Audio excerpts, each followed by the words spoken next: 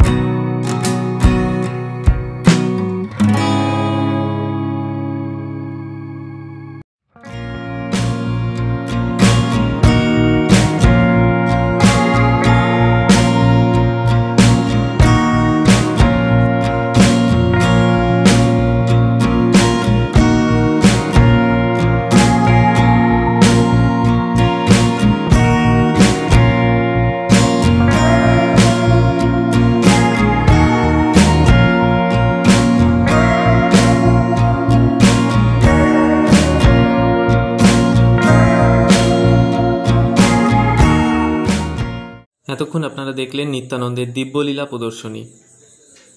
10 টাকা এর টিকিট মূল্য।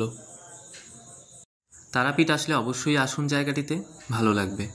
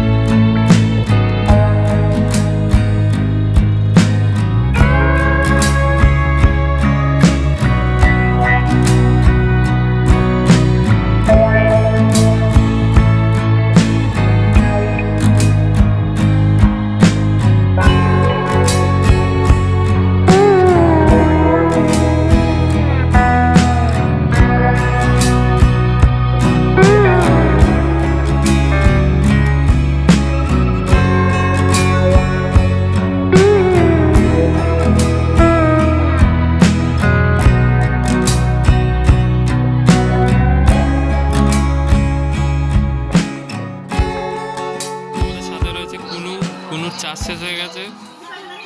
এইবার যে জায়গাটি দেখছেন এটি হলো গৌড়ীয় মঠ।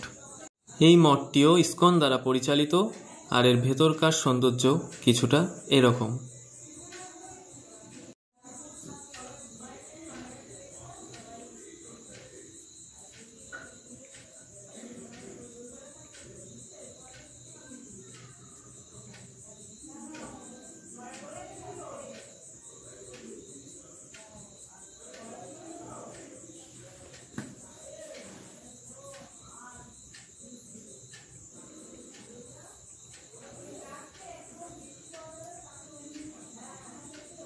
আসলে আপনারা মহাপ্রসাদ সংগ্রহ করতে পারবেন, তার জন্য কুপন দেওয়া হয় এখানে। এছাড়াও এখানে যোগাযোগ করার ফোন নাম্বার নিচে দেওয়া আছে, যোগাযোগ করে নিতে পারেন প্রয়োজন অনুযায়ী। এটা বীরভূমে অবস্থিত একচক্র ধাম বীরচন্দ্রপুর।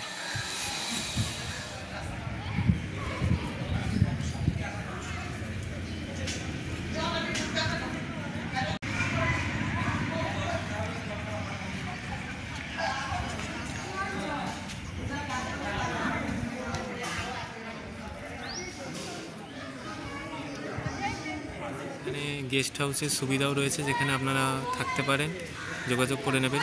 নিচে দেখুন নাম্বার দেওয়া আছে ডেসক্রিপশন বক্সে।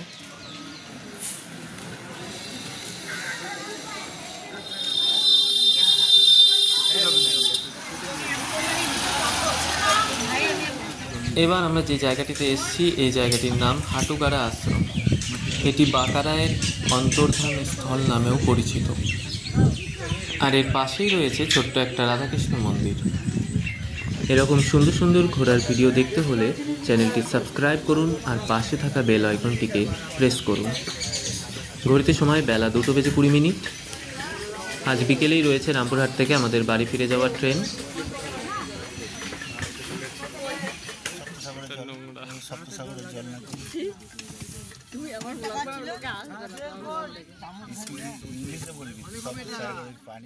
রাস্তার পাশে একটা দৃশ্য দেখে দাঁড়িয়ে পড়লাম গাড়ি থামিয়ে।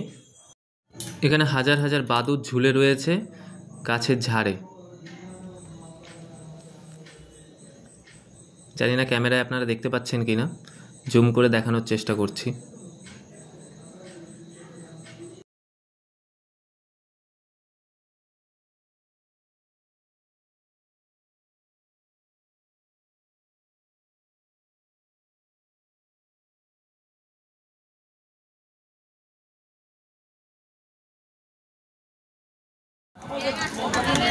এবার আমরা চলে এসেছি বাঁকারায়ের সিংহদুয়ারের একদম সামনে।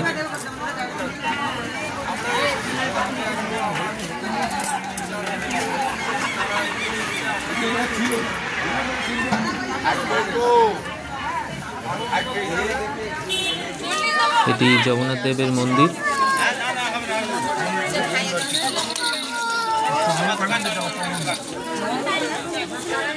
অবশেষে আমরা চলে এসেছি রামপুরহাট স্টেশনের কাছে।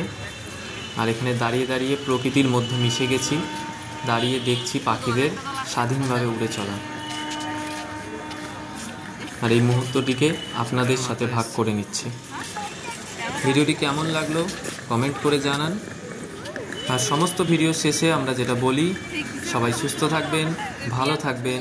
আবার দেখা হবে অন্য কোনো ভিডিওতে, অন্য কোনো জায়গায়।